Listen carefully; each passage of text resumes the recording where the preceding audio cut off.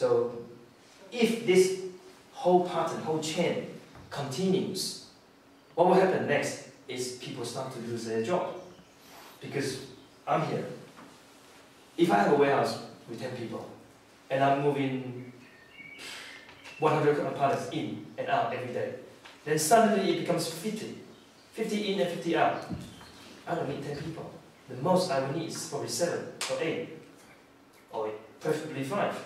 It really depends. So what will happen to those 5 people? They'll be fired. They have no job.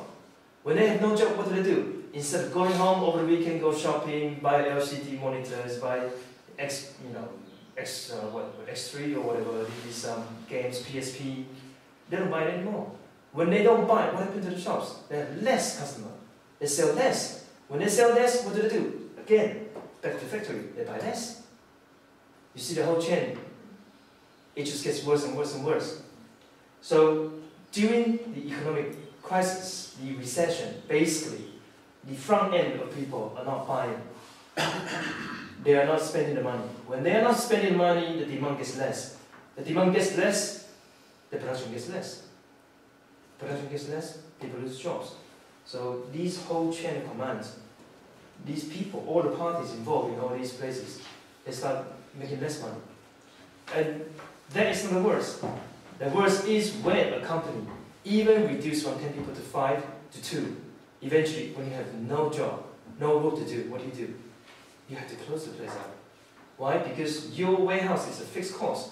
The landlord of your warehouse is not going to care whether you're doing good business or bad business, because the rent stays the same. It's like your landlord. You cannot tell your landlord, say, look, I'm going to have a holiday for 1 week or 1 month. Please don't charge me for 1 month. I doubted your landlord is going to say yes to that. Maybe out of goodness of his heart, he'll probably say, okay, I'll charge you a discount. But still, nobody is going to cover the cost for you. What will happen is you cannot afford it. When you cannot afford it, what happens?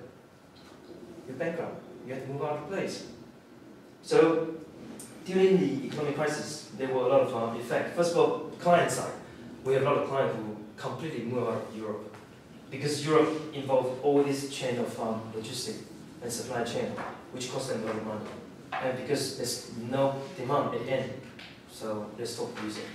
And they thought the safest way is go back to where they come from. Well, for our company, most of our clients are IT-related companies. You must have heard of ASUS, Acer, BenQ. Those are our clients. So we work for those people. But there are some medium to smaller size of our companies, and they don't have the backup of finance. So what will happen is they just close down. Or they wouldn't bankrupt the company, but they would just cease the production or the operation in Europe, and they will move everything back to where they come from, Taiwan. The effect is that our competitors, our peers in the forwarding business or logistics business, they all go bankrupt. So at that time, I remember end of 2008 throughout to 2009, averagely there will be about 1 logistics company go bankrupt every 2 weeks, just in Rotterdam area. If you consider the whole of Europe or the whole of Holland, that figure has to go up at least another 10, 20 times. Just in Holland, there were 3 large groups going bankrupt. E-Brakes, B-Logics, and that was another trucking company.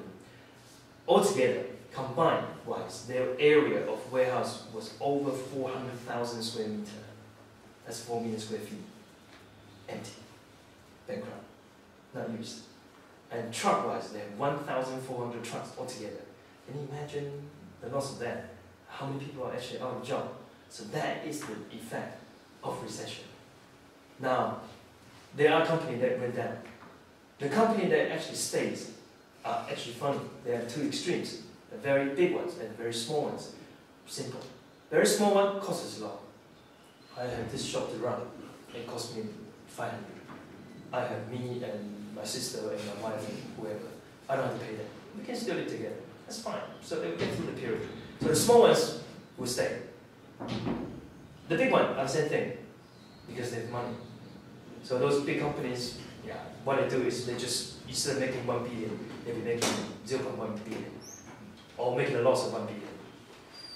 one way or the other, they still have those money to sustain, so they can get through this period. Of course, it also depends on how long this recession will last.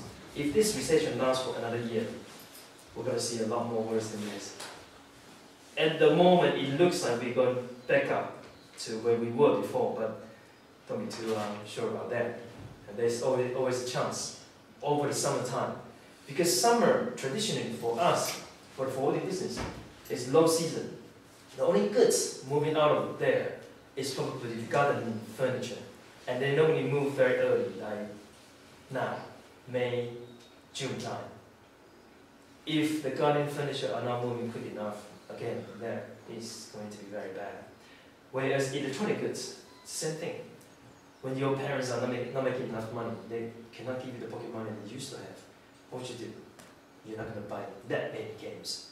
You're not going to spend that much money on your accessories, your luxury goods. You're not going to go out and have nice dinner all the time. You're going to cut it down. You're going to go to McDonald's or Kentucky instead. That's the effect of it.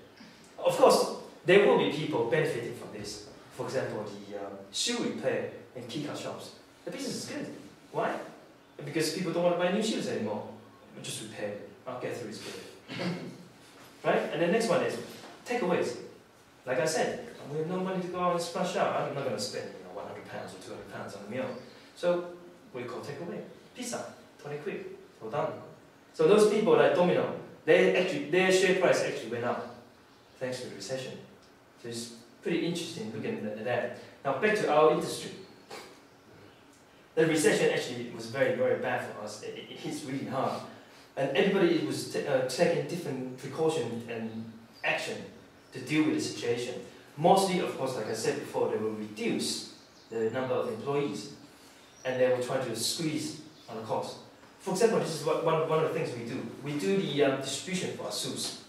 And there was, they do an annual bid to win a contract for the next 12 months, next 1 year for the distribution in Europe.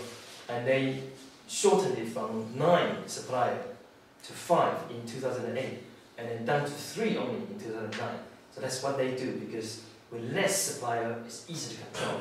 And your volume will be more concentrated. Just imagine this, I have 2,000 pallet every month. I'm going to give it to 10 people. Everybody gets 200. Now, if I change my strategy, I say I'm going to give it to 5, everybody gets 400. You're the supplier, would you be happy? You would be happy, right? But then, I also have a power. I say, look, would you like to have 200 or would you like to have 400? If you like to have 400, I like 10% off. Would you take it? You don't take it, somebody else is going to take it.